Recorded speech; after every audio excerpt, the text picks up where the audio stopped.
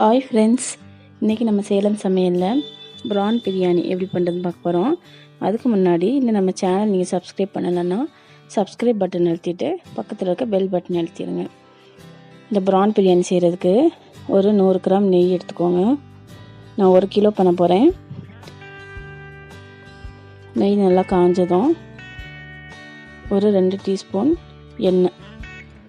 நெய் மாத்திரம் ஊற்றினோன்னா வலுவலுன்னு இருக்கும், அதனால் எண்ணெய் எப்பவுமே ஆட் பண்ணிக்கணும். இது நல்லா காஞ்சதுக்கப்புறமா ஸ்பைசஸ் சேர்த்துக்கலாம். பிரியாணி இலை, பட்டை, அன்னாசிப்பூ, லவங்கம் ஒரு 4 லவங்கம், அப்புறம் ஒரு 4 ஏலக்காய், அப்புறம் பொடியாக நறுக்கி வச்சுருக்கிற பச்சை மிளகாய் 2லேருந்து 3 போட்டுக்கலாம். இது நல்லா ஃப்ரை ஆகட்டும்.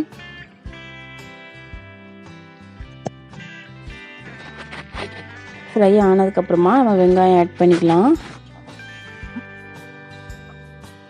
பிரியாணி மசாலா சேர்த்தாலும் அந்த ஸ்பைசஸ் எல்லாம் சேர்த்தோம்னா டேஸ்ட்டு கொஞ்சம் டிஃப்ரெண்ட்டாக இருக்கும். அதுக்காக தான் இதெல்லாம் ஆட் பண்ணுறோம்.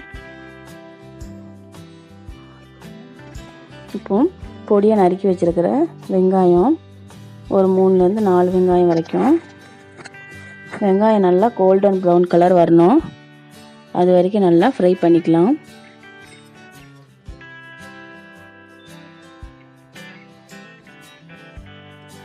கொஞ்சமாக உப்பு ஆட் பண்ணிக்கலாம். கல் உப்பே போட்டுக்கலாம். தூள் உப்பை விட கல் உப்பு நல்லா டேஸ்ட் நல்லாயிருக்கும்.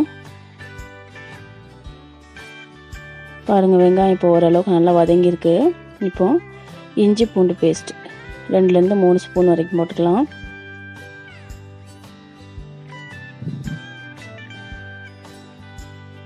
இஞ்சி பூண்டு பேஸ்ட் கொஞ்சம் அதிகமாக போடணும்.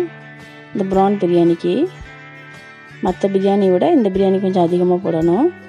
இப்போது 5-6 தக்காளி பொடியாக நறுக்கி வச்சுருக்க 5-6 தக்காளி போட்டு நல்லா ஃப்ரை பண்ணிக்கலாம். நல்லா வதங்கணும். இந்த ப்ரான் பிரியாணி எல்லா பிரியாணியை விட டேஸ்ட் டிஃப்ரெண்ட்டாக இருக்கும். நல்ல மணமாக இருக்கும் பிரியாணியே. நம்ம ஃபுல்லாக ப்ரான் சாப்பிட்ற மாதிரியே ஒரு ஃபீலிங் இருக்கும்.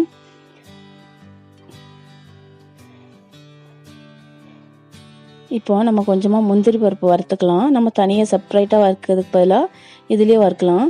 ஒரு 1/2 ஸ்பூன் நெய் விட்டுட்டு, நெய் காஞ்சதுக்கப்புறமா நம்ம முந்திரி பருப்பு சேர்த்துக்கலாம். முந்திரி பருப்பு ஆப்ஷன் தான், வேணும்னு நீங்கள் சேர்த்துக்கலாம், இல்லைன்னா வேண்டாம்.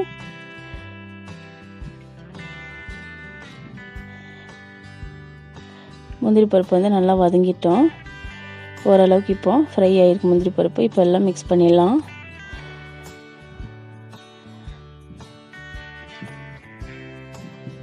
இதில் இந்த வெங்காயம் தான் நல்லா நம்ம ஃப்ரை பண்ணணும். வெங்காயம் கோல்டன் கலர் வந்ததுக்கப்புறம் தான் மற்றது எல்லாம் ஆட் பண்ணோம். வேறு எதுவும் ஸ்பெஷலாக இருக்காது இந்த பிரியாணியில். அப்புறம் மஞ்சள் தூள் 1 ஸ்பூன், மஞ்சள் தூள், ஜீரகத்தூள் 1 ஸ்பூன், அப்புறம் பிரியாணி மசாலா 3 ஸ்பூன் எடுத்து வச்சுருக்கிறேன். இந்த பிரியாணி மசாலா வீட்டிலேயே செஞ்சது. எப்படி செய்யணும்னு டிஸ்கிரிப்ஷன் பாக்ஸில் இருக்குது, நீங்கள் பார்த்து தெரிஞ்சுக்கோங்க.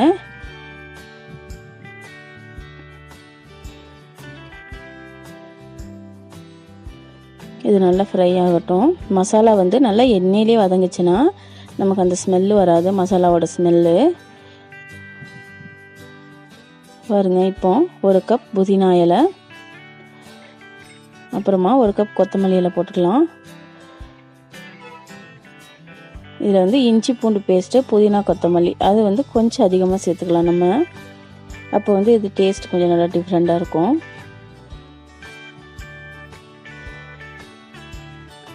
இந்த மாதிரி அடி பிடிக்காமல் பார்த்துக்கணும். அடி பிடிச்சின்னா அதோட டேஸ்ட் மாறிடும்.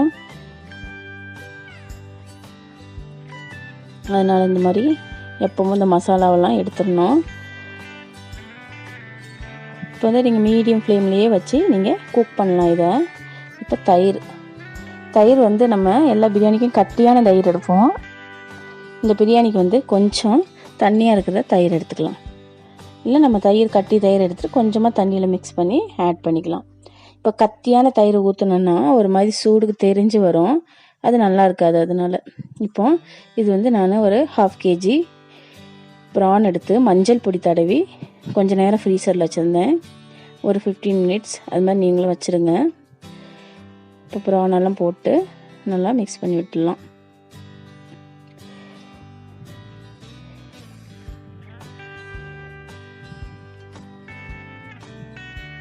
நல்லா மிக்ஸ் பண்ணிவிட்டு சிம்மில் வச்சு ஒரு 2 நிமிஷம் மூடி வச்சிடலாம். 2லேருந்து 3 நிமிஷம் வரைக்கும் இருக்கட்டும். இந்த ப்ரானெல்லாம் கொஞ்சம் அந்த மசாலாவில் வேகிறதுக்காக. இப்போவுமே மனம் சூப்பராக இருக்குது, அதோட மனமே நல்லா இருக்குது.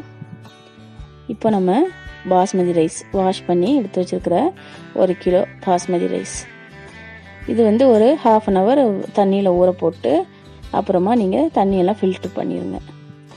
இது வந்து ரொம்ப கிளறக்கூடாது, பாஸ்மதி ரைஸ் வந்து உடஞ்சிரும். அதனால் இப்போ நம்ம வாட்டர் ஆட் பண்ணிடலாம்.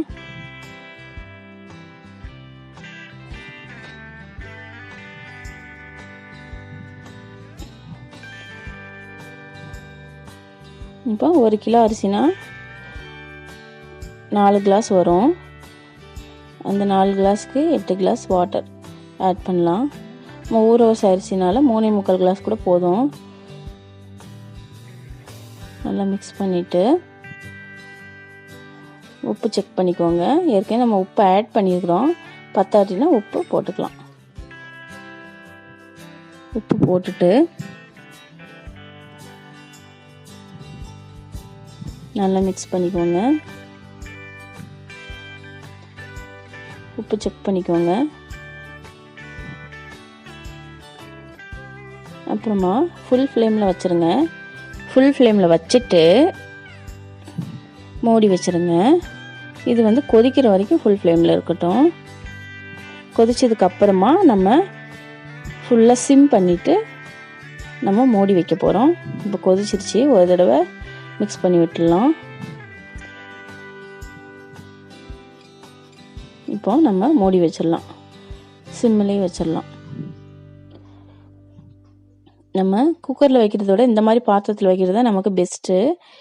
நம்ம கொஞ்சம் லேட்டாக பார்த்தா கூட, வேறு வேலையாக இருந்தால் கூட, அது குக்கரில் வச்சா கருகி போயிடும், அடி பிடிச்சிரும், இல்லைன்னா குழஞ்சிரும். இந்த மாதிரி இதில் வச்சோம்னா நமக்கு எந்த இதுவும் வராது. இப்போ பாருங்கள், இது 20 to 25 மினிட்ஸ் ஆயிடுச்சு. ஆனதுக்கப்புறமா பாருங்கள், நம்மளோட சுவையான ப்ரான் பிரியாணி ரெடி ஆயிடுச்சு. மனமே சூப்பராக இருக்குது. எப்படி நல்லா ரெடி ஆயிடுச்சு பாருங்கள்.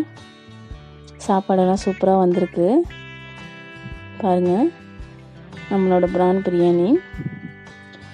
இப்போ நம்ம ஹோட்டலில் சாப்பிட்றது கொஞ்சம் கலராக இருக்கும், அது வந்து கெமிக்கல் கலந்துருக்கும். நம்ம வீட்டில் சாப்பிட்றதுனால நமக்கு இந்த கலரே போதும். பாருங்கள், நம்மளோட இவ்வளோ தான் ஈஸியான மெத்தட் இது. நம்மளோட சுவையான ப்ரான் பிரியாணி ரெடி ஆயிடுச்சு. நீங்களும் உங்கள் வீட்டில் இதை ட்ரை பண்ணி பாருங்கள். பிடிச்சிருந்தா கமெண்ட் பண்ணுங்கள், சப்ஸ்கிரைப் பண்ணுங்கள். தேங்க்யூ.